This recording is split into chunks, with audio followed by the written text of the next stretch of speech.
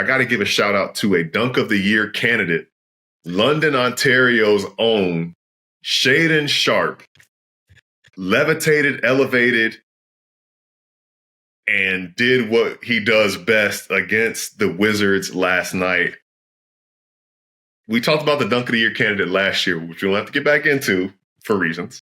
But this, I think, might be up there with Shaedon Sharpe. Like, he is crazy, ridiculous.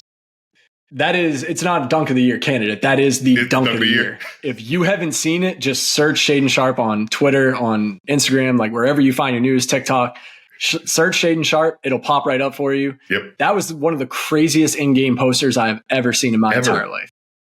Gravity literally does not apply to that dude. No. Like, he just floats. And on top of that, he had a career high 36 points in the game, which, you know, I mean, the Wizards don't play a whole lot of defense, but like, you know, it was more than just a dunk. He had an awesome game altogether, but man, some of the screenshots that were coming out of that, did you see the one of like someone zoomed in on the guy that like, it looked like he was probably like getting up to go to the bathroom or something like that, and just like happened to like look at the play and he was completely shocked. Man, that dunk was absolutely insane. Shaedon Sharpe is a player who, you know, whether it's like he's been trying to get healthy and that's why he skipped out on the dunk contest. I think that was last year or 2 years ago. And it was kind of the same issue last summer, like not being able to suit up for Canada. But like, he's a player who, you know, I think that in Portland right now, they have a lot of young, talented players. They're trying to figure out how to utilize them. They're trying to figure out where they fit in the lineup. Shaedon Sharpe was starting for some of the year, coming off the bench for most of the year.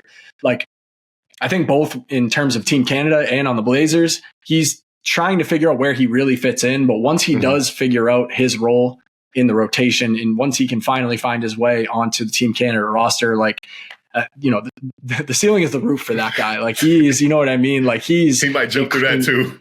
Yeah, exactly. He's incredibly talented, man. And I think that we haven't even seen him scratch the surface of what he has for potential as a basketball player.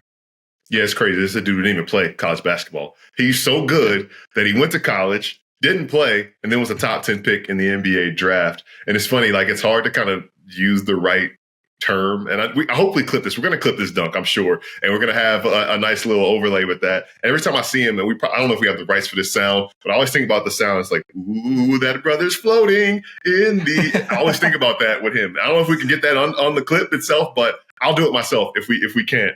But I always think about that when I see him dunk. But that's a great point when you pointed out, like, the next generation of Canadian talent, him, Benedict Mathurin are two names that stand out that they haven't gotten their chance to play for the senior national team yet, but they're waiting in the wings for, you know, I think it was great for like Melvin Ejim, some of the veterans, to get their looks for, you know, the World Cup and the Olympics. Melvin Ejim, Brewster alum, 100% deserved to be an Olympian. Now that he's got that under his belt and kind of passed the torch off to this next generation, it's going to be exciting to see. And there's some other guys coming up as well. Obviously, Zach Edey didn't play in the Olympics as well. So, you know, World Cup and international competition doesn't really stop. And we'll get a chance to see all of those guys with Team Canada.